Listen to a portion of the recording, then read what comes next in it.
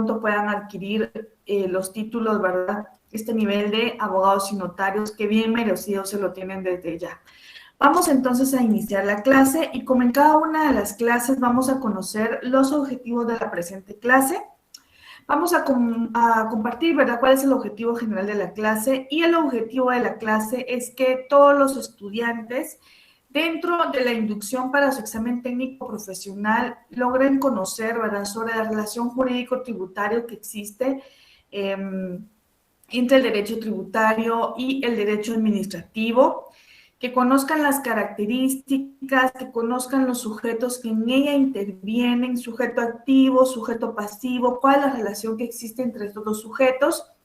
Y también vamos a conocer en la presente hora lo que es las formas de extinción de las obligaciones tributarias. Yo espero que nos permita el tiempo porque no quisiera que tuviéramos una clase siguiente sobre el tema de derecho tributario. Me gustaría que lo termináramos en la presente hora y lográramos nuevamente ponernos, ¿verdad?, en contexto en cuanto a el curso específico que sería Derecho Administrativo y ya iniciar con la parte práctica, o lo práctico que ustedes van a llevar, a realizar, a asesorar correctamente a sus clientes. Yo asumo que ustedes desde ya, ¿verdad?, están siendo abordados por sus seres cercanos, por personas, confían en ustedes, en su asesoría, y ustedes desde ya siéntanse parte de esta profesión. Ustedes pueden asesorar correctamente. Recuerden que, las universidades del país tienen el contenido, tienen los programas, tienen los pensum, pero de ustedes dependen. De ustedes depende qué clase de profesionales vamos a ser. Ustedes prepárense cada día, nunca dejamos de ser estudiantes. Ustedes toquen las puertas que sean necesarias, pero de verdad espero que ustedes logren brindarle a la sociedad guatemalteca la mejor asesoría jurídica, brindarle lo mejor de su profesión. Vamos a estar también abordando el tema de las exenciones tributarias y espero que logremos concretar con el tema de la determinación tributaria. Este sería el objetivo de la clase, el objetivo de carácter general, que todos los estudiantes de verdad conozcamos cuál es el vínculo que existe de lo que significa la relación jurídico-tributaria entre estas dos importantes ramas del derecho. Si ustedes pudieron darse cuenta, estuvimos abordando, si mal no recuerdo, 2 o 3 clases que tenían relación con el derecho tributario dentro del contexto del derecho administrativo. ¿Por qué razón?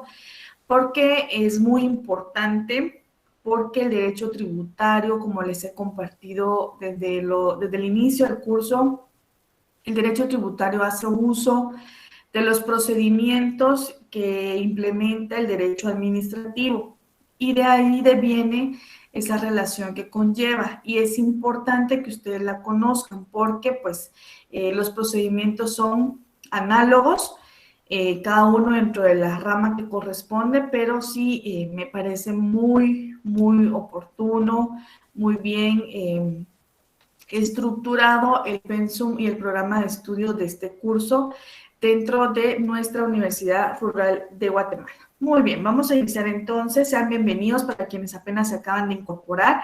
Muy buenas noches para cada uno de ustedes. Espero que estén degustando pues una rica taza de café o en cualquier lugar en el que se encuentren recibiendo la clase para que logremos concretar el tema que nos aborda en esta oportunidad. Bueno, tenemos en pantalla un concepto importante. Espero que podamos tomar nota de cada uno de los temas que estamos abordando. Recordemos que debemos responder a una serie de preguntas por cada conferencia, por cada clase que corresponde a la semana, y yo siempre voy tratando como de darles ciertos tips, ¿verdad? Este tema es importante, tomen nota de esto porque esta es respuesta de pregunta, etcétera, para que ustedes vayan tomando nota de aspectos más relevantes. Podemos mencionar entonces que la relación jurídico-tributaria puede definirse como un vínculo jurídico y por ende es un vínculo jurídico obligacional que surge en virtud de las normas reguladoras de las obligaciones tributarias que permite el fisco como un sujeto activo. Asimismo, dependiendo de la pretensión de una prestación pecuniaria a título de tributo por parte de un sujeto pasivo que está obligado a la prestación de ello. Vamos a ir extrayendo, ¿verdad?, algunos elementos importantes de esta definición para que logremos comprenderla de mejor manera. Antes de que pasemos a extraer elementos importantes de esta definición, los invito a que me acompañen a que le demos lectura nuevamente al artículo número 18 y 19 de nuestro Código Tributario. ¿Con qué objetivo? Que recordemos cuál es la finalidad y la función de cada uno de los sujetos y que posteriormente pues ya vayamos adecuando al sujeto activo, al sujeto pasivo dentro de esta relación jurídico-tributaria. Vamos al artículo 17, perdón. Es el artículo 17 y el artículo 18, yo les mencioné el 19, pero es el 17 y 18. Y acá encontramos el capítulo segundo, en números romanos, y el título contiene sujeto de la obligación jurídico-tributaria. Tenemos una sección primera y dentro de las disposiciones generales, entonces, inmediatamente se establece lo que es el artículo número 17 como sujeto activo y el artículo número 18 como sujeto pasivo de la obligación tributaria de esta relación jurídico-tributaria que existe entre dos sujetos importantes que tienen una función especial dentro del tema tributario. Artículo número 17 establece lo siguiente: sujeto activo. Sujeto activo de la obligación tributaria es el Estado o el ente público acreedor del tributo. En Guatemala tenemos una institución específica declarada constitucionalmente que tiene por objeto pues, regular todo y conocer todo lo relativo en materia tributaria, que es la Superintendencia de Administración Tributaria. Entonces, el Estado, dentro de la función que desempeña, desconcentra las actividades que le competen y lo delega en una entidad denominada Superintendencia de Administración Tributaria y también puede abreviarse como SAT. Este sería entonces el sujeto activo, el Estado en sí, ¿verdad?, a quien le compete ser el acreedor del tributo de conformidad con la ley. Y en el artículo número 18 preceptúa lo siguiente: sujeto pasivo a la relación tributaria. Sujeto pasivo es el obligado al cumplimiento de las prestaciones tributarias, ya sea en calidad de contribuyente o en calidad de responsable. Todos y cada uno de nosotros como personas individuales o pues también, ¿verdad?, incluyendo a las personas jurídicas, desenvolvemos un rol como sujetos pasivos de una obligación tributaria. Tenemos obligación, valga la redundancia, de rendir ante el fisco y por ende, ¿verdad?, al Estado de Guatemala.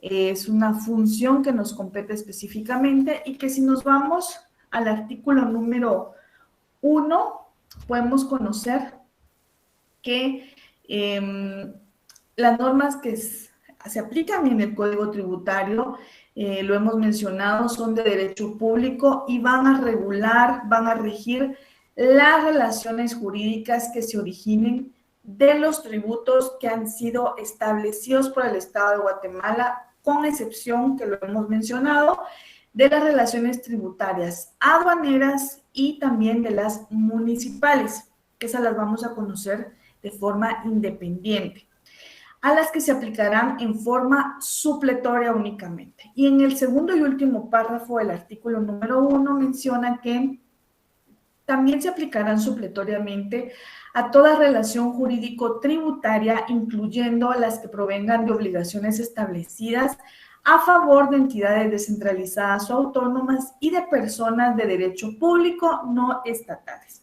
Esto es entonces en cuanto a el carácter y el campo de aplicación en materia tributaria, haciendo énfasis en lo establecido en nuestro Código Tributario. Como ya sabemos entonces, y ya hemos recapitulado el tema del sujeto activo, que es el Estado de Guatemala, y el sujeto pasivo, que es el contribuyente, o en calidad de obligado o de responsable. Vamos entonces a retomar el tema de la relación jurídico-tributaria. Y vamos entonces a ir estableciendo algunos elementos con el objeto de que sea de fácil comprensión esta definición que tenemos en pantalla. Podemos entonces mencionar, de conformidad con el tema de la relación jurídico-tributaria, que puede definirse como un vínculo jurídico obligacional. ¿Por qué es obligacional?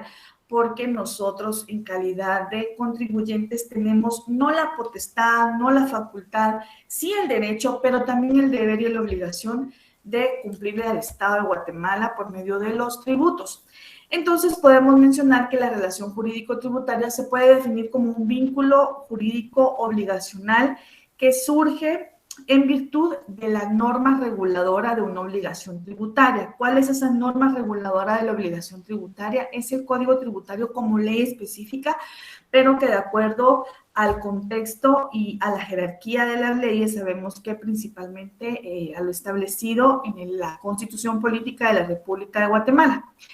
Entonces, podemos mencionar que, de acuerdo al contexto de la relación jurídico-tributaria, permite, ¿verdad?, que el fisco como sujeto activo conozca y que la pretensión del fisco, ¿verdad?, como tal, pues sea una prestación pecuniaria, ¿verdad?, que implique lo que es el pago a título de tributo por parte de un sujeto pasivo que está obligado a la prestación de este tributo. Si me acompañan nuevamente, vamos a nuestro código tributario. Si ustedes lo tienen al alcance, podemos ubicar inmediatamente para que ustedes tengan una idea y para quienes no nos han podido acompañar en las clases anteriores, podemos conocer. Me acompañan al artículo número 9 del Código Tributario. Acá tenemos el capítulo número 3, siempre en números romanos, y tenemos el artículo número 9 que preceptúa lo relativo al concepto de tributos. ¿Qué es un tributo entonces, estimados profesionales? El tributo son las prestaciones comúnmente en dinero. Por eso se hace énfasis en esta definición que tenemos, que es una prestación pecuniaria a título de tributo. Es prestaciones comúnmente en dinero que el Estado exige en ejercicio de su poder tributario. No menciona que el Estado podría darnos la oportunidad de que sea considerado este pago. Es de carácter exigible con el objeto de obtener recursos para el cumplimiento de sus fines. Y como lo hemos mencionado en cada una de las clases que hemos compartido, ¿cuál es la finalidad? Y yo les he pedido que este artículo de la Constitución lo tengamos realmente de una forma, pues ya que lo tengamos de carácter dominado, ¿verdad? En cuanto al artículo número 1 de la Constitución Política de la República de Guatemala, con el objeto de que conozcamos cuál es la finalidad del Estado de Guatemala como principio de la autonomía de la voluntad. Y el Estado, ¿verdad?, teniendo lo que establece el artículo 1 de la Constitución, el Estado de Guatemala se organiza para proteger a la persona y a su familia, y a la familia, y su fin supremo es la realización del bien común. Y atendiendo a lo que establece la Constitución y retomando el tema de lo establecido en el artículo número 9 del Código Tributario, entonces, una de las finalidades del Estado es el bien común de los habitantes del territorio de Guatemala. Y entonces podemos mencionar que en el artículo número 10 de nuestro Código Tributario establece las clases de tributo. Son tributos los impuestos, arbitrios, contribuciones especiales y contribuciones por mejoras. En el artículo número 11 ya establece lo que es un impuesto. Y el impuesto es el tributo que tiene como hecho generador una actividad estatal que no va relacionada concretamente con el contribuyente. Es en calidad de impuesto. Creo que todos, ¿verdad?, hemos pagado impuestos al Estado de Guatemala como una obligación que compete en carácter de, de habitante del territorio, que son normas impuestas directamente. Y en el artículo número 12 tenemos ya lo más importante en cuanto a este párrafo que tenemos, que estamos en ese contexto, es el arbitrio. Y arbitrio, pues es el impuesto también decretado por la ley a favor de una o varias municipalidades. Me parece que también hemos tenido la oportunidad de pagar arbitrios. Y la contribución especial y contribución por mejora, pues se entiende como el tributo que tiene como determinante del hecho generador beneficios directos para el contribuyente derivados de la realización de obras públicas o de servicios de carácter estatal. Y en las contribuciones especiales por mejoras tenemos las establecidas para costear esas obras públicas que produce una plusvalía inmobiliaria y tiene como límite para su recaudación el gasto total realizado y como límite individual para el contribuyente el incremento del valor inmueble o del inmueble beneficiado. Esto es entonces en cuanto al extremo, ¿verdad? Específico, al poder identificar qué es un tributo, cuáles son sus clases, y sabemos que entonces dentro de la clasificación conocemos hoy por hoy lo que son los impuestos, los arbitrios, las contribuciones especiales y las contribuciones por mejoras. Esto es en cuanto al artículo, en cuanto a lo que establece el Código Tributario. Y pues en ese sentido sabemos entonces que la relación jurídico-tributaria, ¿verdad?, permite que dos sujetos denominados activo y pasivo cumplan. El primero exigiendo, ¿verdad?, lo que es el pago de un tributo, de una prestación pecuniaria a título de tributo, y el segundo, que es el sujeto pasivo, el que se ve obligado a pagar y a cumplir el Estado de Guatemala en virtud de esa relación jurídico-tributaria que se crea, pues, por lo que establece específicamente las normas reguladoras de las obligaciones tributarias. Vamos entonces a continuar, voy a cambiar la imagen. Y continuando con el tema de la relación jurídico-tributaria, podemos mencionar que es una relación jurídica especial que surge, concluyendo, surge entre el Estado y cada uno de los contribuyentes a partir de la creación de las normas que regulan la obligación tributaria. Entendemos entonces que esta relación jurídica es de naturaleza compleja y permite, ¿verdad?, que se derive por un lado lo que son poderes y por el otro lo que se entiende como derechos que también son otorgados a los contribuyentes. Vamos a cambiar la imagen y tenemos en pantalla la continuación de ese apartado, mencionando que así como existen derechos, también existen obligaciones por parte de la autoridad financiera. Hemos mencionado cuál es la autoridad financiera principal que tiene a su cargo conocer todo lo relativo en materia tributaria.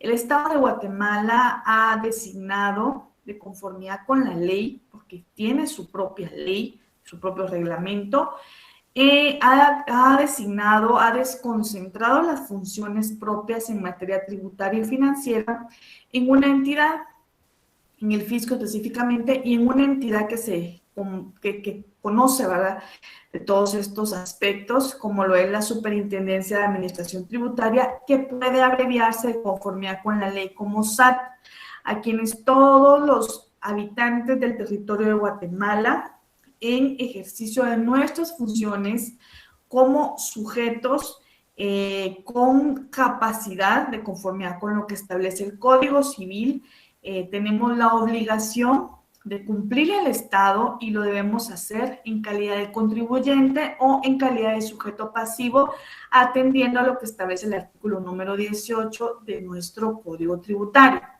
En este sentido, este apartado de lo que concierne a la relación jurídico-tributaria hace énfasis en que también tenemos derechos, pero tenemos obligaciones, y también el Estado como sujeto a quien le compete, ¿verdad?, exigir el cumplimiento de tal obligación, también conlleva a la obligación en materia financiera y le corresponde esa obligación positiva, esa obligación negativa, y también a las personas individuales o jurídicas le compete los derechos que se pueden someter a la potestad de las normas establecidas por esta entidad o por el Estado general. Y también, ¿verdad?, el derecho que tiene el ente público de exigirle al Estado la correcta aplicación de los procedimientos en materia tributaria y, por ende, la obligación del contribuyente de pagar esa cantidad equivalente al importe del impuesto debido en cada caso. Recordemos que anteriormente, alrededor de 2 clases atrás o 2 conferencias, estuvimos socializando los principios en materia tributaria. Me parece que ustedes ya fueron evaluados de ese apartado y en ese contexto podemos mencionar que tenemos el principio de capacidad de pago. Recuerden ustedes que en igual capacidad, en igual magnitud de los ingresos que tiene el contribuyente, así tiene el Estado la facultad de exigir el cumplimiento de tal obligación. No se puede exigir al contribuyente el pago de un impuesto superior dependiendo de los ingresos que tiene el contribuyente.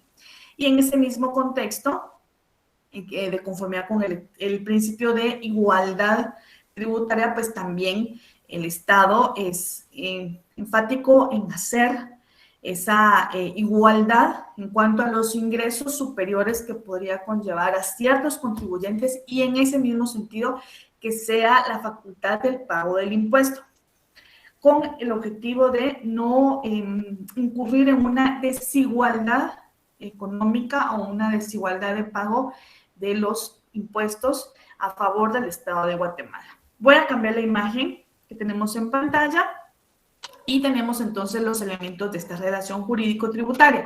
Nos hemos adelantado a darle lectura a lo preceptuado en el artículo número 17 y número 18 del Código Tributario y vamos siempre a hacer una relación de estos elementos de una forma breve, unificándolo en cuanto al criterio y a lo establecido en el Código Tributario. Tenemos entonces que el sujeto activo pues es el Estado o la entidad pública a la cual se le ha delegado tal facultad tributaria por ley expresa. El Estado, en virtud del jus imperium, ¿verdad?, recauda los tributos en forma directa y a través de sus organismos públicos, que pues sería a través de la SAT como un ente único, a los que la ley le otorga tal derecho.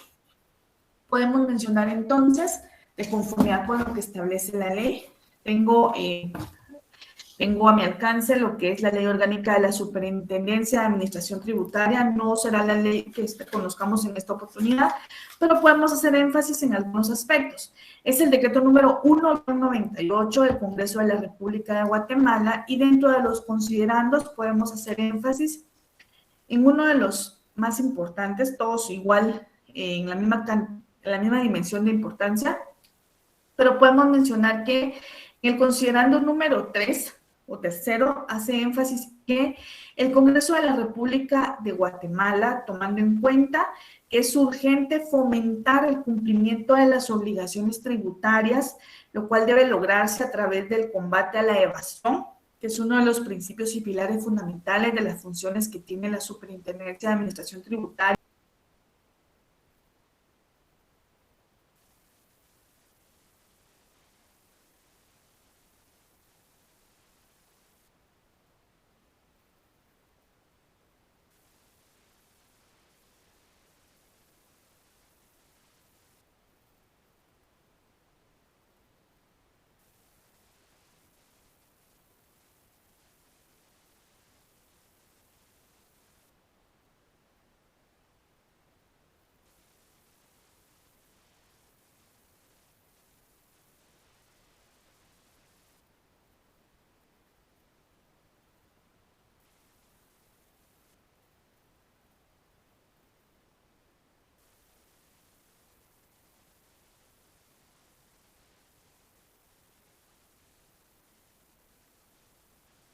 De Guatemala y en calidad de contribuyentes pudiéramos aportar al Estado de Guatemala para cumplir con ese bien común que le compete al Estado, pues no sería viable, ¿verdad? Entonces se hace de carácter exigible. Es por eso es que, atendiendo a lo que menciona el decreto número 1/98, dentro de las facultades del Estado, el poder exigirle al guatemalteco el pago de tal tributo.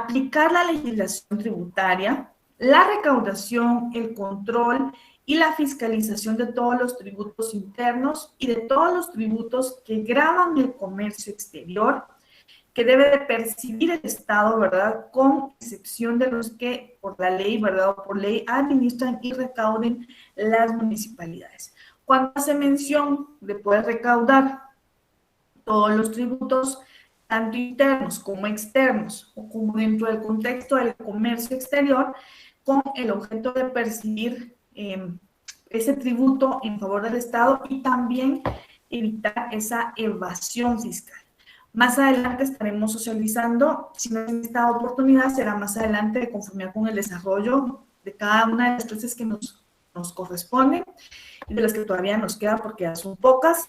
Vamos a conocer los delitos en materia tributaria para que ustedes ubiquen cada uno de ellos y ustedes puedan conocer a qué se refiere lo establecido en el Código Penal de conformidad con esta figura jurídica que pueda denominarse como delito. Entonces tenemos el sujeto activo.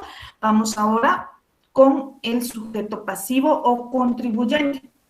Vamos entonces a tener una definición de cada uno de ellos. Recordemos que respondemos a una serie de preguntas que corresponde a cada conferencia y yo les pido que tomemos nota de una definición doctrinaria de lo que es el sujeto activo, sujeto pasivo y también su base legal, que es el artículo número 17 y artículo número 18 de nuestro código. Contribuyente es el sujeto de derecho, pero pues también el sujeto de la obligación tributaria, el titular, ¿verdad?, de tal obligación principal y el realizador del hecho imponible.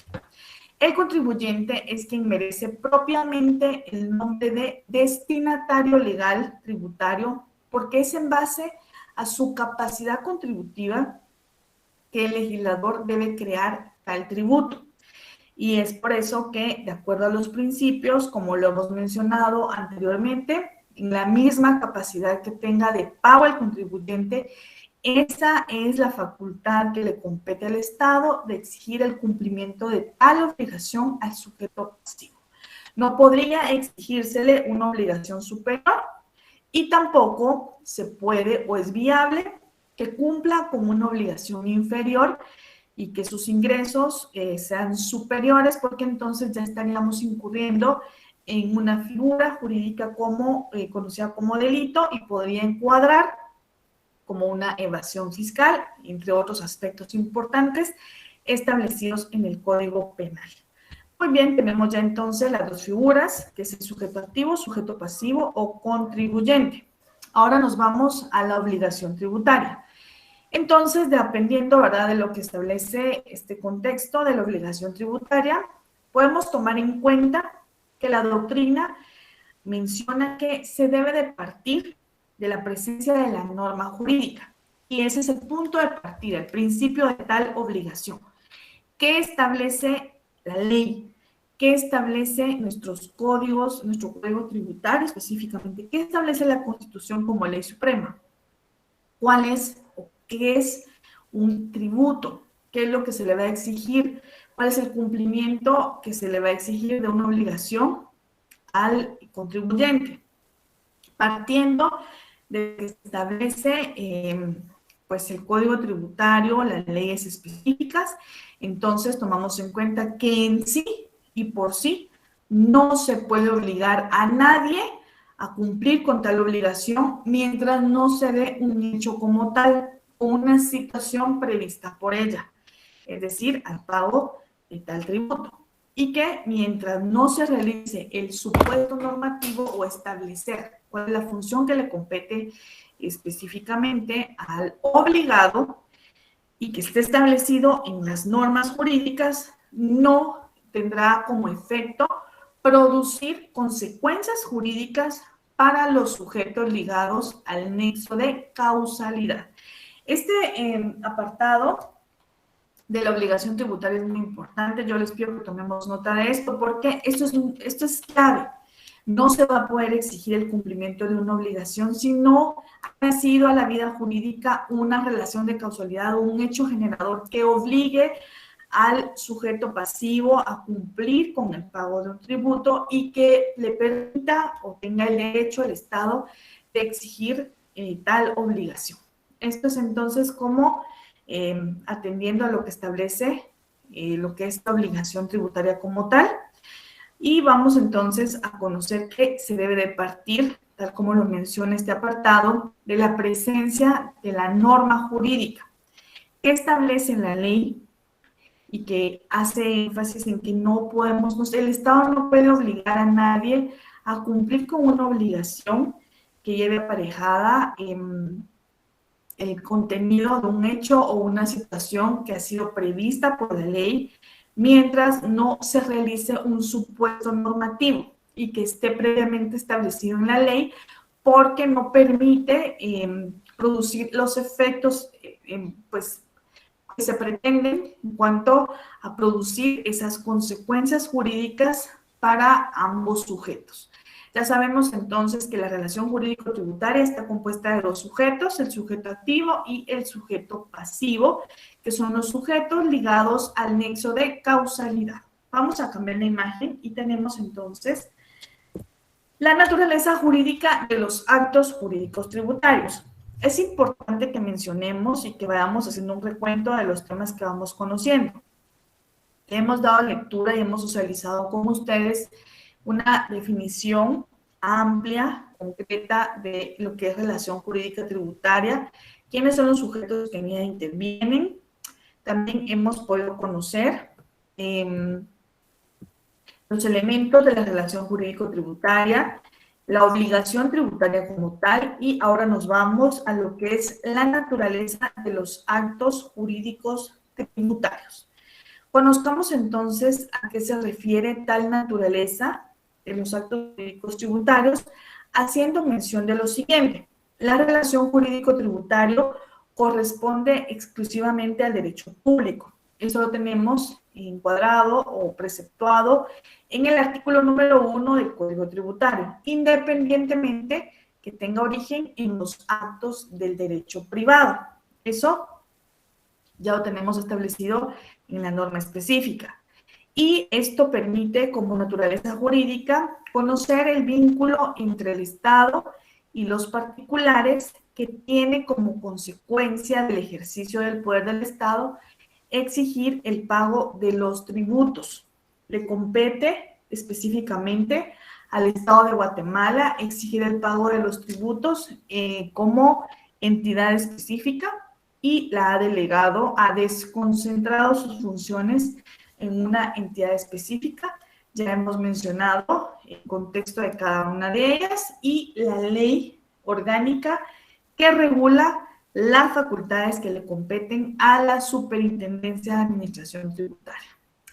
Bueno, entonces esto sería en cuanto a poder identificar entonces lo que conlleva a la naturaleza jurídica de los actos jurídicos tributarios. Tenemos entonces una relación jurídica tributaria que es exclusiva del derecho público. Sin embargo, se sabe que puede devenir de actos que nacen del derecho privado, pero este vínculo que le compete a los sujetos, Estado y particulares, tiene como consecuencia que el Estado, dentro del poder que contiene y del poder que le compete, él puede exigir el pago de un tributo al contribuyente. Esto es entonces con el objetivo de que conozcamos la naturaleza jurídica de los actos jurídicos tributarios. Voy a cambiar la imagen y tenemos ahora las características. Espero que ustedes vayan tomando nota, lleven la secuencia de cada uno de los temas que hemos conocido desde que hemos iniciado la presente conferencia. Tenemos ahora las características de la relación jurídico-tributaria.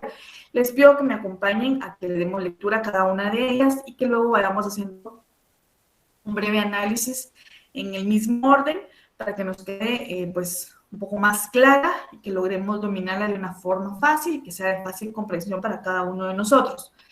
¿Cuáles son las características de la relación jurídico-tributaria?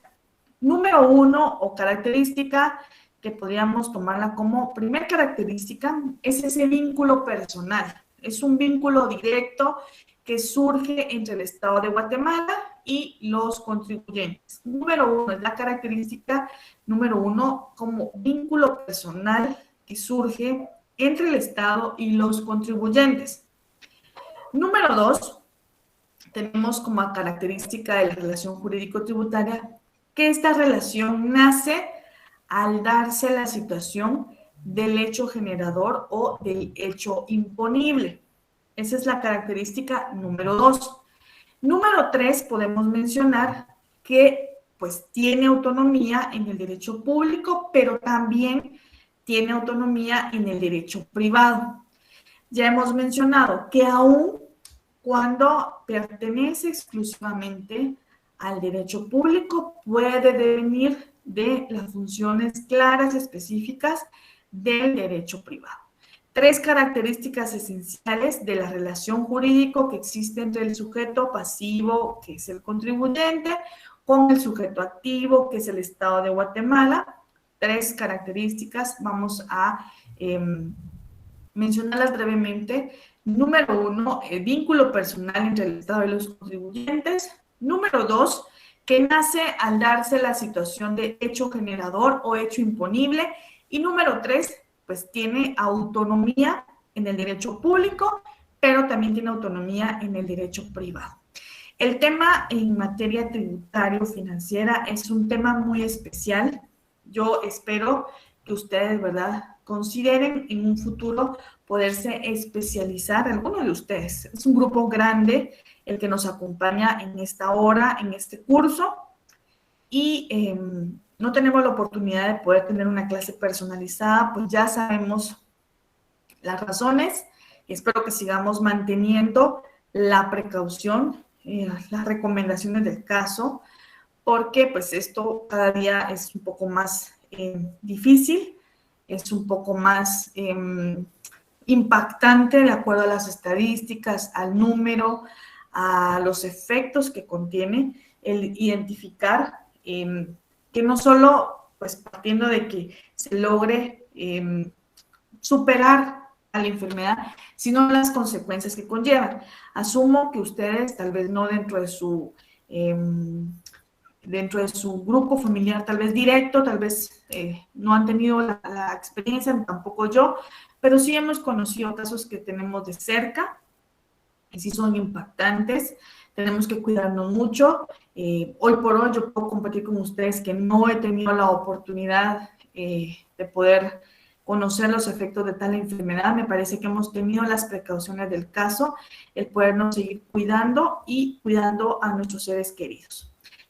Y en ese mismo orden, pues ya tomando el contexto de la relación jurídico-tributaria, podemos mencionar que las características son claras al establecer el vínculo, cómo es que nace esta situación y la autonomía que la caracteriza, ¿verdad?, por devenir de un derecho público y también de un derecho privado. Vamos a cambiar la imagen y ahora nos vamos nuevamente a conocer lo que establece el artículo número 17. Si ustedes se dieron cuenta, venimos de una definición, venimos de parte doctrinaria específicamente, manejamos el tema de la doctrina como tal y nos remitimos inmediatamente a lo que establece el Código Tributario. En ese orden yo me permití compartir con ustedes inicialmente lo que establecía el Código Tributario con el objeto de que tuviéramos, ¿verdad?, la idea de que a quién le compete la función de sujeto activo y sujeto pasivo, y ahora lo tenemos en pantalla con el objeto de que pues lo asociemos y lo concatenemos, ¿verdad?, con lo que establece la doctrina como tal. Yo espero que ustedes le estén dando lectura a lo presentado en la doctrina, que ustedes vayan conociendo aspectos importantes y que también tengan algún libro específico en materia procesal. Yo tengo uno en el que me baso, ¿verdad? Hay mucho contenido en materia procesal de carácter administrativo, pero pues nos familiarizamos con alguno, ¿verdad? El programa de estudios también nos recomienda una serie de libros para que nos guiemos y que la vayamos asociando la parte de doctrina con la parte legal. Entonces yo espero que los temas que vayamos a compartir, ustedes también tengan una idea y que ustedes le hayan dado la lectura correspondiente a la doctrina específicamente. Tenemos entonces en pantalla los sujetos de la relación jurídico-tributaria. Ya sabemos que son dos. Esto lo vamos a pasar rapidito porque pues, ya lo manejamos. Espero que ustedes ya tengan la idea clara de lo que conlleva a lo preceptuado en el artículo número 17 y en el artículo número 18. Para quienes apenas se acaban de incorporar con nosotros, estamos socializando en esta conferencia lo relativo a la relación jurídico-tributaria entre dos sujetos que pues son los aspectos, son los factores importantes, son los protagonistas de tal relación, que es el sujeto activo, es el sujeto pasivo, el Estado y el contribuyente.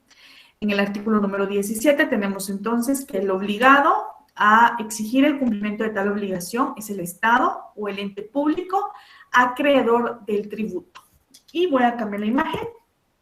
Y tenemos en el artículo número 18 el sujeto pasivo de la relación o de la obligación tributaria, porque es pues de obligatoriedad, de carácter exigible y obligatorio, y le compete, ¿verdad?, al obligado, que es el sujeto pasivo, el cumplimiento de las prestaciones tributarias, ya sea en calidad de contribuyente o en calidad de responsable.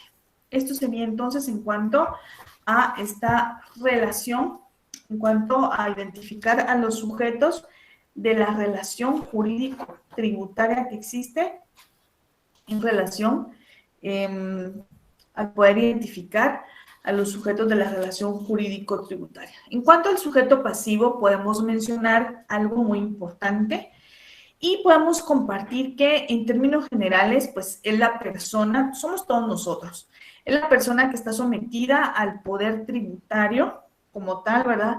Y que es la que por ley resulta obligada a satisfacer el tributo y que comúnmente pues se le denomina contribuyente, que es la palabra específica, la denominación del sujeto pasivo, pero también existen otras personas obligadas a satisfacer el tributo o a cumplir con determinada obligación sin ser directamente los contribuyentes porque la propia ley los obliga. Tal es el caso, les voy a mencionar otros ejemplos, tal es el caso de los agentes de retención de impuestos sobre la renta y también, ¿verdad?, que mencionar que tienen la obligación de descontar o retener el impuesto y entregarlo al fisco. Menciono nuevamente a los agentes de retención en el impuesto sobre la renta. Los exportadores también, ¿verdad?, como personas individuales o jurídicas que sean consideradas como agentes de retención.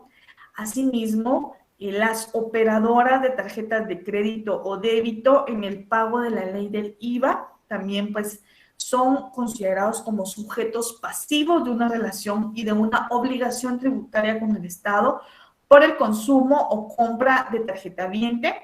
Y esto lo encontramos específicamente regulado en el artículo número 1 y en el artículo número 3 del decreto 20-2006. En cuanto a las clases del sujeto pasivo, muy importante, ¿verdad? Porque en cuanto a las clases del sujeto pasivo tenemos que de conformidad con la doctrina se van individualizando los sujetos pasivos. Por eso es que tenemos acá de conformidad con lo que establece la ley, ¿verdad?, ya sea en calidad de contribuyente o en calidad de responsable como tal. Podemos entonces mencionar que dentro de las clases de sujeto pasivo podemos encontrar el sujeto pasivo principal, que es considerado como el causante o el contribuyente.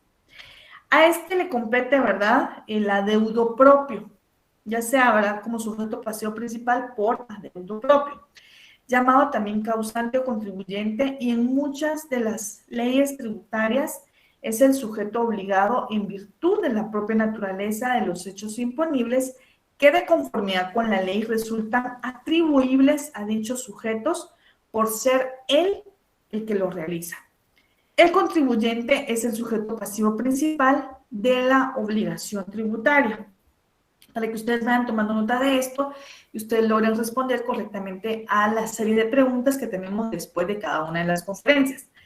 También tenemos entonces que el sujeto pasivo puede ser considerado como el sujeto pasivo por adeudo ajeno.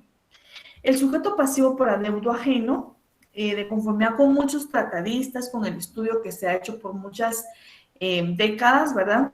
Se puede mencionar que las legislaciones positivas específicamente de distintos países atribuyen a otras personas la obligación de realizar la prestación fiscal sin ser directamente, ¿verdad?, la que realice el hecho imponible, a las que se le denomina sujeto pasivo por adeudo ajeno. En esto sería entonces, tendríamos dos definiciones. El sujeto pasivo principal, considerado como causante o contribuyente, y el sujeto pasivo por adeudo ajeno. Y podemos mencionar que la responsabilidad tributaria por deuda ajena la justifica como la concentración de responsabilidades en la solidaridad, que es uno de los principios y que también lo establece el Código Tributario, en cuanto a la deuda ajena, que se puede justificar con la concentración de esas responsabilidades en la solidaridad cuando la ley así lo indique. Mencionando que es necesario, ¿verdad?, la advertencia que el responsable es también un verdadero y propio deudor como tal.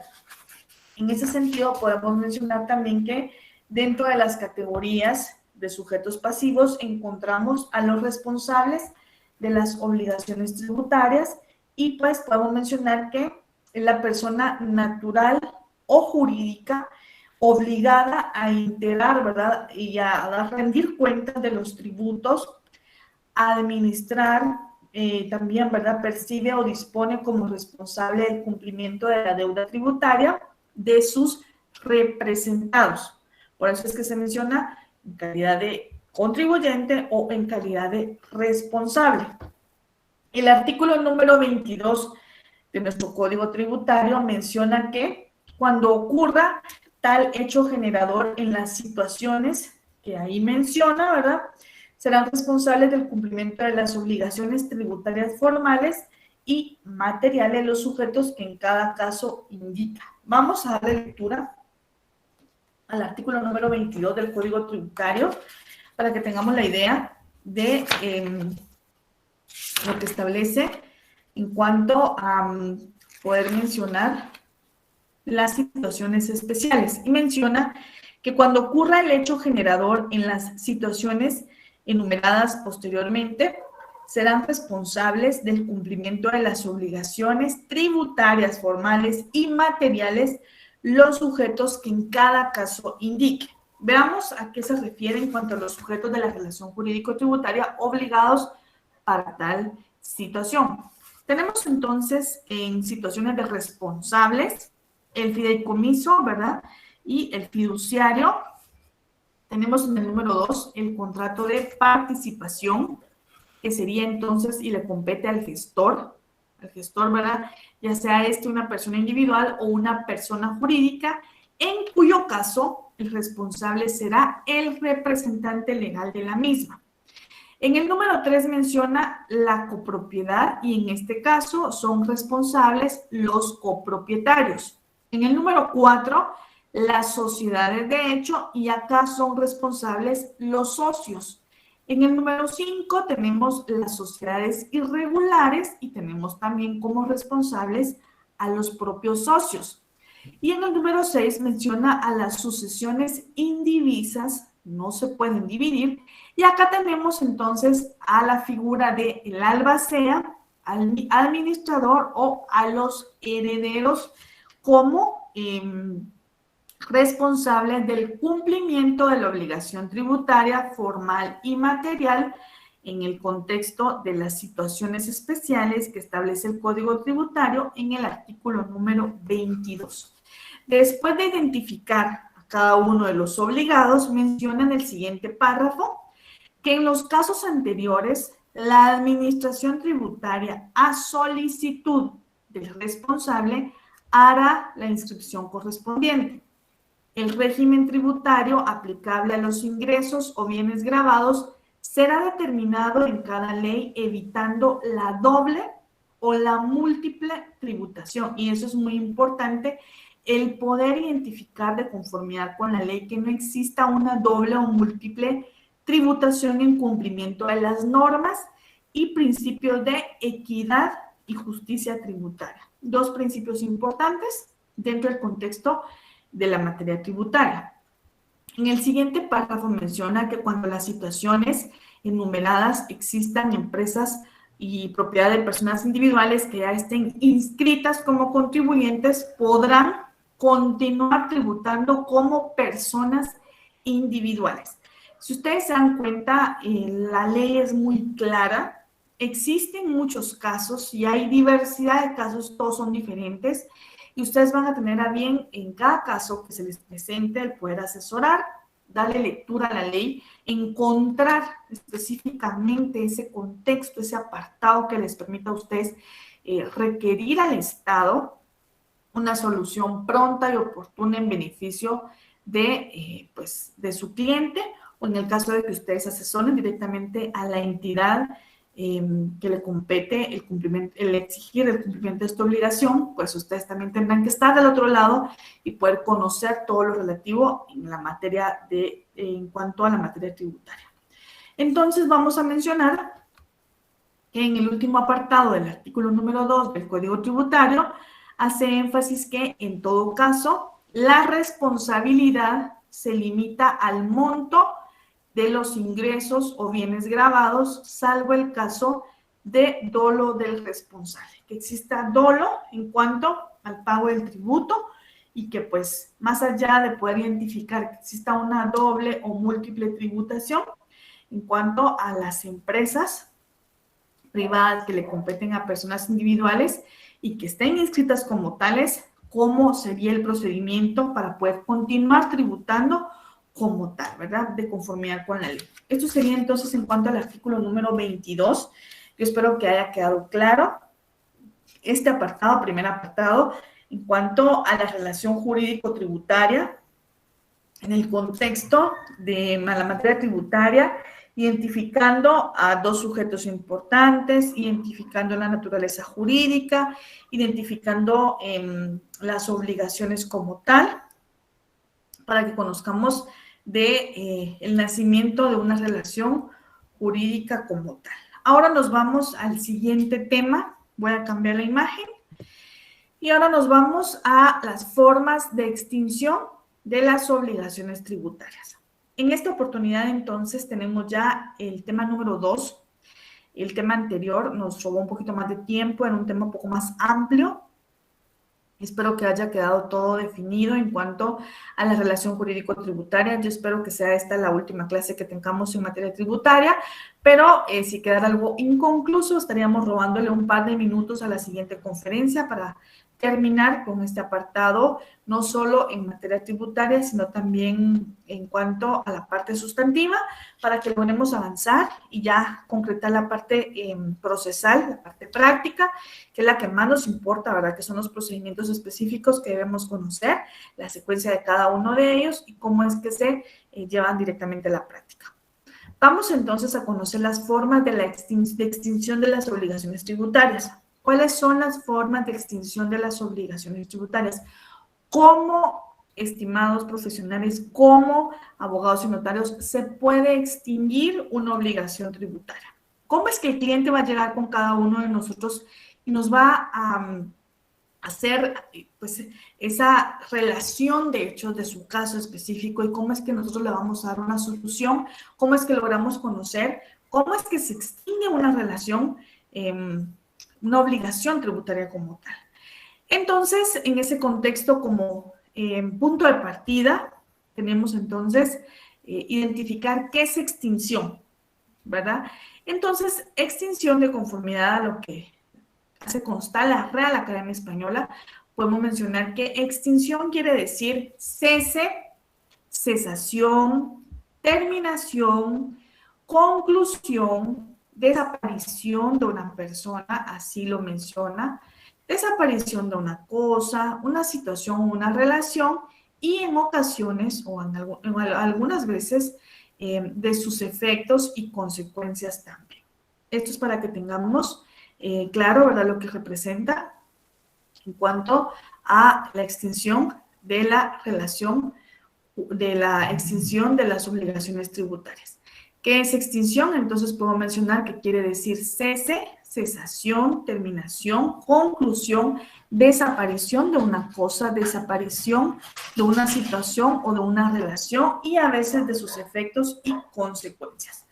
En ese mismo contexto podemos mencionar un poco de historia, compartiendo que los romanos denominaron solutio a la extinción de la obligación, determinando que lleva aparejada la liberación del deudor en el vínculo que le subordinaba al acreedor, solutio. Solutio proviene del vocablo desolvere, que es una antítesis de ligare, que se refiere a la liberación del deudor prescribiendo de la manera en que se efectúe. Y si lo resumimos de una manera simple, podemos mencionar que eso representa extinción, quiere decir la liberación del pago o del cumplimiento de una obligación tributaria.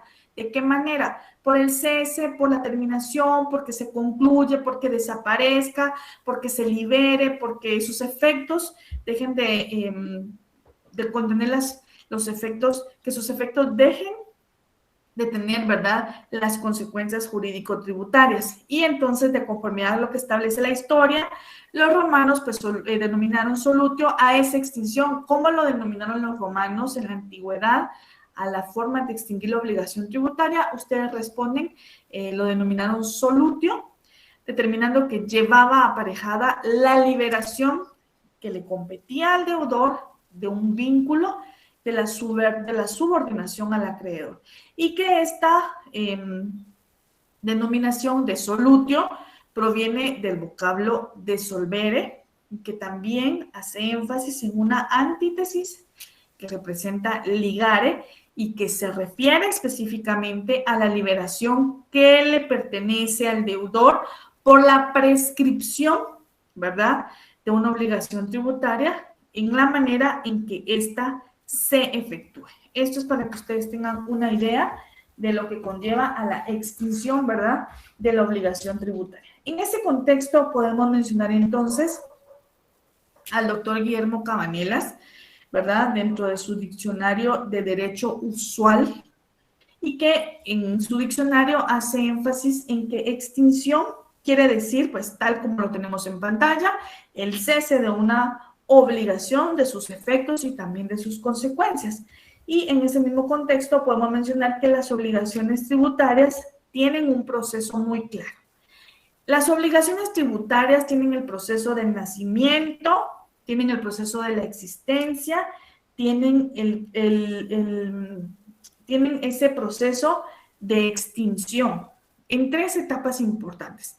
Nace, existe y se extingue. ¿Cómo es que nace? Sabemos que existe un hecho generador claro que le permite al sujeto activo y al sujeto pasivo darle nacimiento, darle vida a esa relación jurídico-tributaria. Muy bien. Luego esa relación jurídico-tributaria o esa obligación tributaria se mantiene, existe, pero posteriormente extingue. En esto podemos mencionar entonces que pues el principio general de extinción de la obligación es que una vez esté satisfecha la conducta, podemos mencionar que de dar, de hacer o de no hacer, entonces culmina la existencia de esta obligación tributaria, de donde podemos concretar que su extinción se da con la realización de la propia conducta que establezca la ley como tal. Entonces vamos a conocer cada una de las formas de extinción de la obligación tributaria para que ustedes puedan tener la idea de cada una de ellas y vayan tomando como referencia lo que establece el Código Tributario como tal. Voy a cambiar la imagen y tenemos entonces este concepto muy importante. Yo los invito a que tomen nota de lo que establece este concepto en cuanto a especificar, ¿verdad?, qué es la extinción ya de carácter tributario. Podemos mencionar entonces que es la cancelación de la obligación tributaria principal derivada de la realización de ese hecho imponible que puede producirse por pago, si quieren los vamos enumerando. ¿Cómo se puede producir? Por pago, por compensación, por condonación o por remisión. También la confusión y la prescripción como tal son medios previstos por la ley y que pueden generar la extinción de una obligación tributaria. Vamos de nuevo mencionando que es en sí la cancelación de esa obligación tributaria principal y que se deriva de lo siguiente, que puede producirse por los siguientes aspectos. Por pago, número 1, número 2, por compensación, número 3, por condonación o remisión, número 4, por confusión, número 5, por prescripción y pues, ¿por qué no decirlo? Por los medios previstos en la ley, para que tomemos nota de ello y podamos tener claro cada uno de estos aspectos. Entonces, podemos mencionar que vamos a cada uno de ellos a conocer. Aquí tenemos en pantalla lo que establece el Código Tributario, nuestro decreto número 6-91, ¿verdad? Para que podamos conocer a qué se refiere cada uno de estos aspectos. Entonces, tenemos de conformidad con lo establecido en cuanto a las formas de extinción, podemos mencionar que son formas o modos de extinción, lo que es el pago, conozcamos sus elementos y también lo que establece el propio Código Tributario. Vamos entonces, y tenemos entonces el capítulo 4, en número romano, tenemos el artículo número 35. Yo los invito a que me acompañen a darle lectura al artículo número 35 y en este capítulo 4 tenemos entonces como título extinción de la obligación tributaria en la sección primera y tenemos los medios de extinción. Tenemos entonces el artículo número 35, medios de extinción, y tenemos entonces como medios de extinción la obligación tributaria puede extinguirse por los siguientes medios. Como lo hemos mencionado anteriormente, tenemos el pago, la compensación, la confusión, la condonación o remisión y por último tenemos la prescripción. Vamos a conocer cada uno de ellos porque me parece que el tiempo pues nos está avanzando y tenemos que concretar este tema. Tenemos entonces lo que establece el artículo número 36. ¿Cuál es el efecto del pago? Podemos entonces mencionar que el pago, ¿verdad?, constituye un acto o un negocio jurídico de carácter contractual. Efectivamente, se puede identificar en el apartado de carácter contractual y en materia fiscal. Este pago es de carácter unilateral por responder a las obligaciones de derecho público, que surge exclusivamente por ley y que de acuerdo a la voluntad del obligado, pues el pago es el modo de extinción de la obligación por excelencia. Este es el modo de extinguir una obligación tributaria, lo podemos ubicar, si tenemos si lo podemos ubicar de forma jerárquica, este es el número 1. ¿Por qué? Porque el pago es la forma ordinaria, la forma por excelencia de cumplir con una obligación tributaria. El pago, ¿verdad? Y mencionar entonces que satisface plenamente los propósitos de la creación de esa relación tributaria, satisface los fines, al mismo tiempo, la pretensión. ¿Qué es lo que pretende el Estado? El Estado pretende que el contribuyente cumpla con una obligación tributaria. El Estado pretende que el contribuyente o el sujeto pasivo pague, que cumpla, que haga efectiva esa causalidad, esa relación, y cómo lo va a hacer de una forma simple a través del pago. Entonces, podemos mencionar de conformidad con lo que establece el artículo número 36, si me acompañan a darle lectura, tenemos entonces el pago y podemos mencionar que el pago de los tributos por los contribuyentes o responsables extingue la obligación sin perjuicio de las responsabilidades penales si las hubiera. Aquí les pido por favor que pongamos mucha atención. Este artículo es claro en dos aspectos. El primero, al mencionar que el pago de los tributos, el pago que haga el contribuyente, el pago que haga el responsable extingue la obligación, sin perjuicio de las responsabilidades penales si las hubiera. Quiere decir que en materia tributaria efectivamente extingue la obligación, pero si existiere una obligación o un seguimiento de carácter penal, no extingue esa situación en materia penal. Y menciona que la administración tributaria puede exigir que se garantice el pago de adeudos tributarios firmes, de multas o recargos por medio de cualquiera de las siguientes garantías. Veamos los tres apartados. La primera es el depósito en efectivo, que es la primera forma ordinaria por excelencia de cumplir con una obligación tributaria. Número 2, a través de la fianza o seguro de caución, segunda figura. Y número 3, por cualquier otro medio establecido en la ley. Asimismo, hace énfasis en que los medios de garantía que se han mencionado o que están descritos anteriormente se constituirán a favor de la administración tributaria.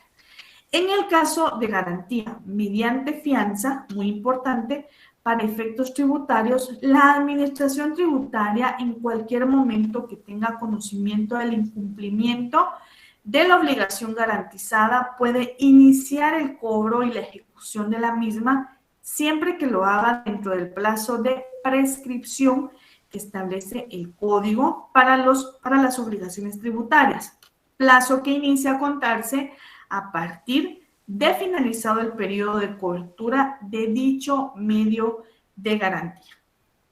Hace énfasis también en que para los efectos del artículo número 36 del Código Tributario, la fianza que garantice obligaciones tributarias se rige por las disposiciones establecidas en los tratados o convenios internacionales en lo relativo al Código Tributario, a las leyes tributarias, ¿verdad? Y también supletoriamente en lo dispuesto en el Código de Comercio, para que lo tomemos en cuenta. De existir controversias, las mismas deben de ser solucionadas en la vía sumaria. Si yo les pregunto cuál es el juicio o por qué vía se puede resolver controversias en materia, ¿verdad?, tributaria supletoriamente, podemos hacer énfasis en lo relativo al Código de Comercio y también en la vía sumaria, con excepción de la ejecución de la fianza, la cual se realizará por el procedimiento económico coactivo establecido en el Código Tributario, que más adelante vamos a conocer ya en la parte práctica. Esto es entonces en cuanto al artículo número 36. Nos vamos con la siguiente forma de extinción de una obligación tributaria. Vamos al artículo número 43, por favor. Yo los invito a que me acompañen al artículo número 43. Y acá encontramos lo concerniente a la compensación, que es otra forma de extinguir con una obligación tributaria.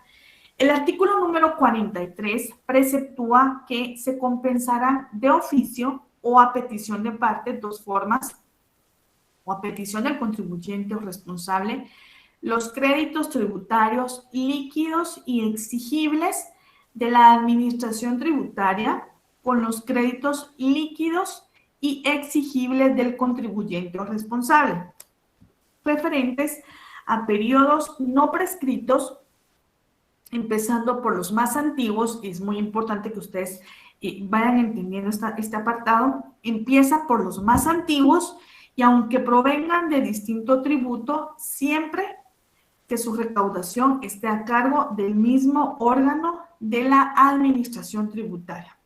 Tendrá efectos en la cuenta corriente hasta el límite del saldo menor y para el efecto se aplicarán las normas establecidas en el artículo número 99 del Código Tributario sobre cuenta corriente tributaria. Esto es entonces en cuanto a la segunda forma de extinguir una obligación tributaria. Vamos a la siguiente y tenemos la confusión. ¿A qué se refiere el Código Tributario con la figura de confusión como una de las formas de extinguir una obligación tributaria de conformidad con lo establecido en el artículo número 45 del Código.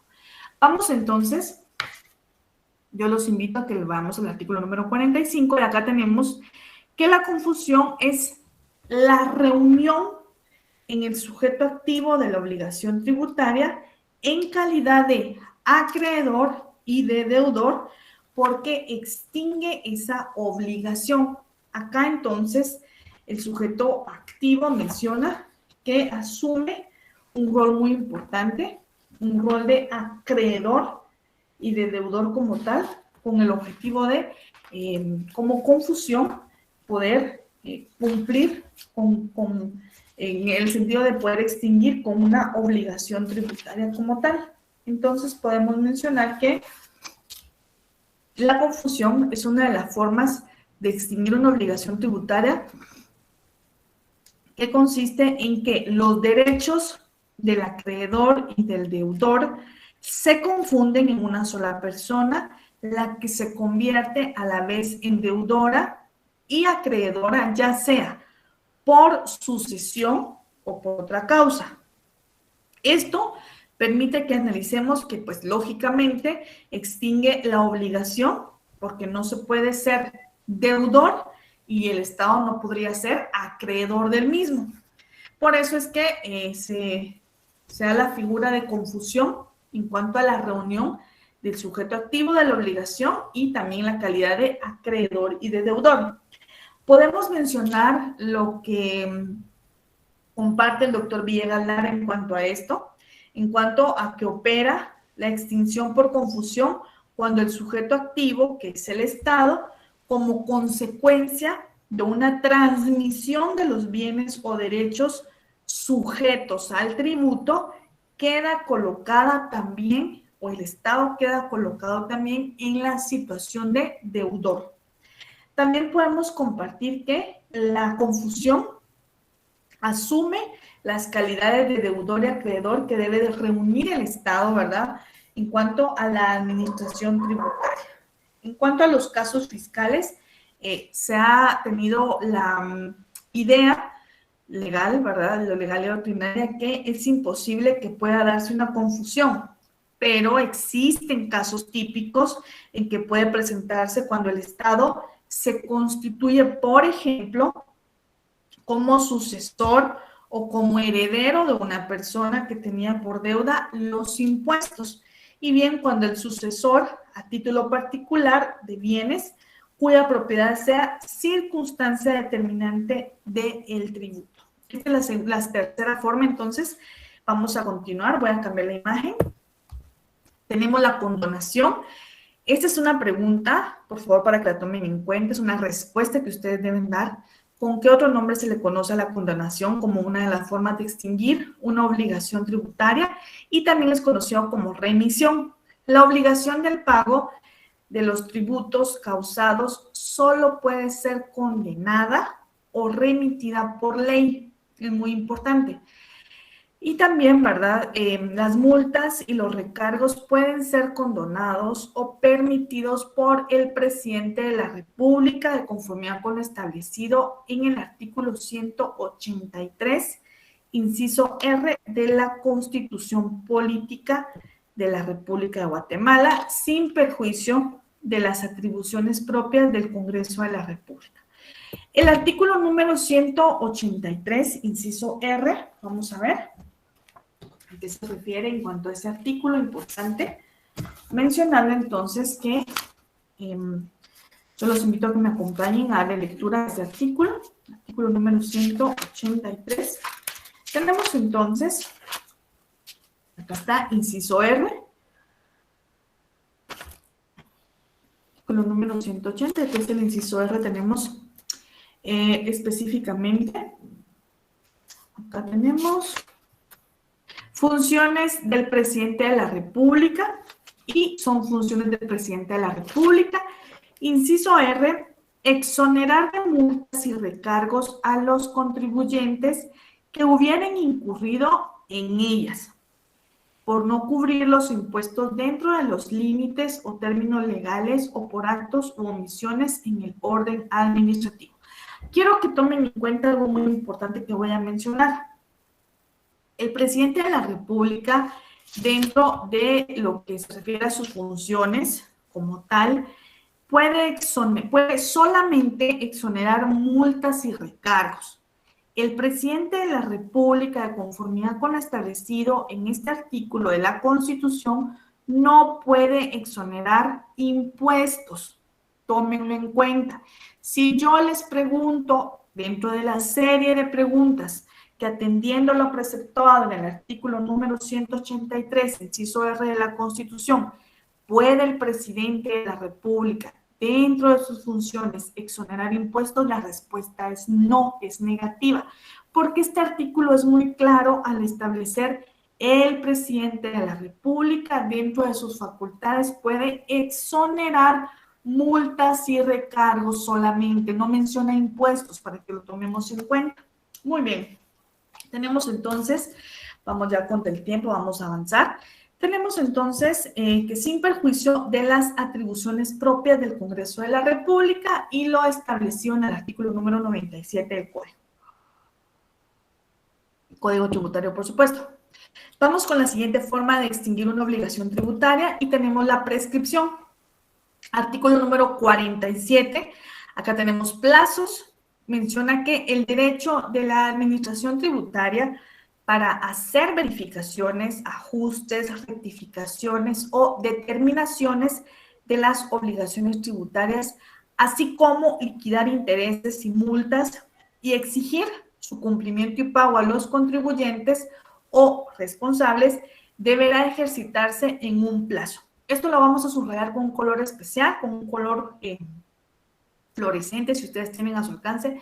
Plazo 4 años para que se pueda llevar a cabo la figura de prescripción de conformidad con las formas de extinguir una obligación tributaria en lo establecido en el artículo número 47 del Código Tributario.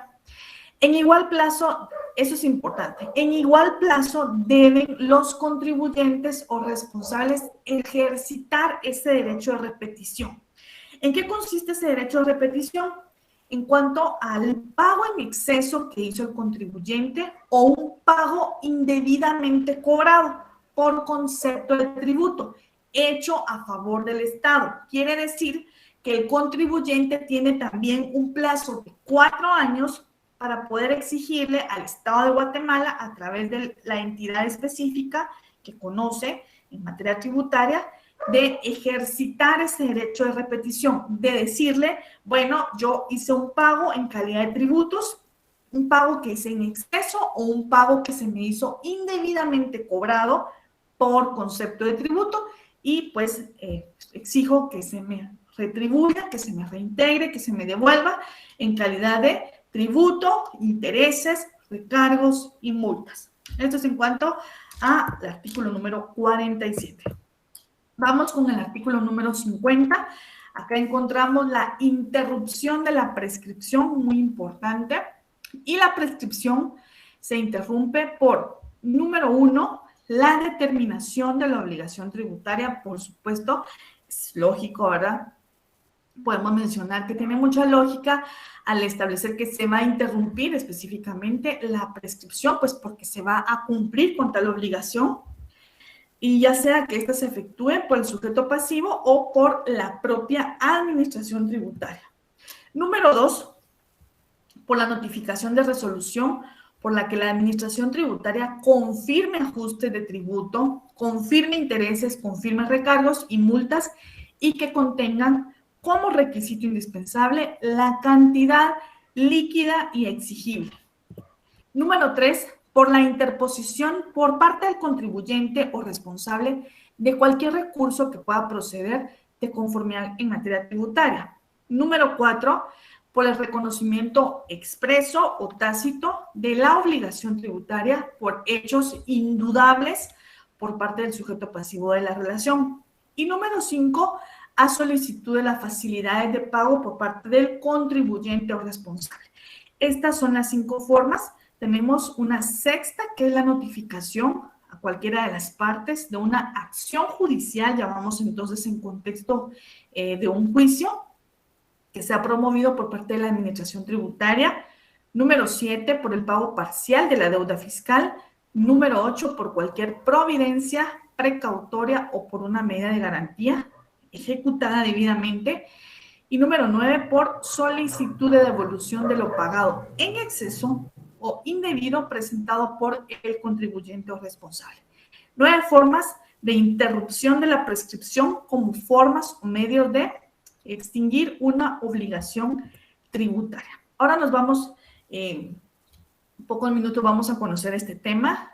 ¿A qué se refiere en cuanto a las exenciones tributarias? ¿Qué es una exención tributaria, estimados profesionales? Este es un tema número 3 que vamos a conocer en esta hora.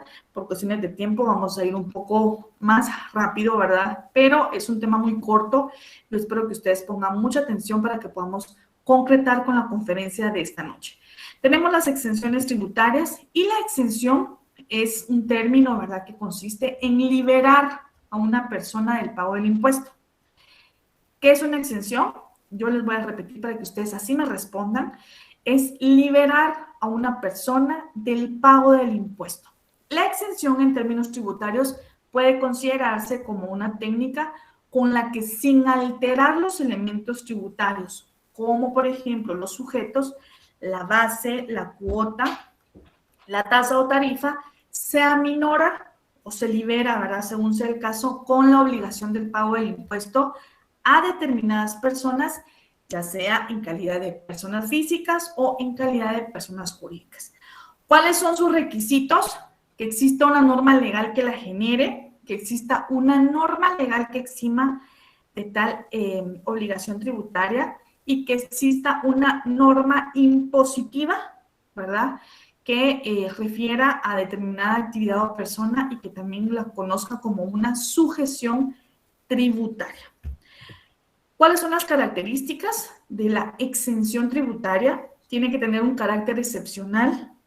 Está vinculada a la existencia de 2 normas, ¿verdad? La primera, que es la sujeción a tributación a determinados supuestos, y la segunda, porque exime una obligación a la misma sujeción tributaria. La tercera, la circunstancia de haberse realizado el hecho imponible que marca el nacimiento de la obligación tributaria, y la número 4, que es el no nacimiento de la obligación tributaria. ¿Cómo se clasifican? Tenemos las exenciones objetivas y las exenciones subjetivas. También tenemos las exenciones temporales y las permanentes, así como las totales. Tenemos entonces también las exenciones parciales y vamos con lo relativo a la determinación tributaria en cuanto a lo establecido en el artículo número 103 del Código Tributario, mencionando que esto se entiende como el acto o un conjunto de actos, ¿verdad?, que van dirigidos a precisar cada caso si existe una deuda tributaria, quién es el obligado a pagar el tributo al fisco, que sería el sujeto pasivo, y cuál es el importe de la deuda. Por favor, tomemos en cuenta de las palabras pequeñitas o de la frase pequeñita que tenemos en esta imagen. ¿Qué es una determinación tributaria? Es una respuesta. Es una actividad tributaria que tiene por objeto comprobar el cumplimiento de las obligaciones formales o sustanciales que nacen de una relación jurídico-tributaria entre el sujeto activo y el sujeto pasivo. ¿Cuáles son sus características? Es declarativa. Número 2, es constitutiva. Y las formas son según el sujeto que la realice y según la base legal que contenga cada una de ellas. Formas de determinación tributaria según el sujeto que la realice, activo o pasivo, y según la base en cuanto a ser cierta o presunta. Clases de determinación pueden ser entonces de oficio, de auditoría o gabinete, de campo, y también lo establecido también pues en la legislación guatemalteca relativamente al Código Tributario en el artículo número 105 en cuanto a que se hace de acuerdo a las declaraciones del contribuyente. Tenemos acá de oficio y sobre base cierta y sobre base presunta. Aspectos relevantes sin tomar en cuenta en la relación o en la determinación tributaria es poder estar integrada solamente por un acto que puede ser emanado del obligado o de la administración o un conjunto de actos, ¿verdad? Que no basta con un solo acto, sino que necesita que se identifiquen varios hechos imponibles de conformidad a las propias bases. ¿Qué es una liquidación tributaria? Podemos compartir que es el acto que tiene por objeto determinar el importe de la deuda tributaria mediante la aplicación a la base liquidable del tipo impositivo y, en su caso, a los incrementos o recargos que así procedan. Les pido, por favor, que tomemos en cuenta, darle lectura a los artículos número 103, 105, 107, 108 y 109 de nuestro Código Tributario. Lo voy a dejar en pantalla un par de segundos más para que lo tomemos en cuenta. 103, 105, 107, 108, 109. Una clase muy bien aprovechada. Yo les agradezco su atención. Les deseo una bendecida y feliz noche. Tomemos en cuenta que el esfuerzo que estamos haciendo es para beneficio propio, pero también para beneficio de todas aquellas personas que desde el primer momento en que ustedes tomaron la decisión de, pues, conocer esta carrera, de ser profesionales en ciencias jurídicas y sociales, confiaron en ustedes, las han apoyado y ustedes tienen la obligación de devolver esa fe y esa confianza en ustedes, poniendo su mayor esfuerzo y, pues, a corto plazo, convertirse en buenos profesionales del derecho. Muchas gracias, les envío un fuerte abrazo en la distancia y que Dios los bendiga. Espero poder compartir con ustedes en la siguiente clase. Hasta pronto.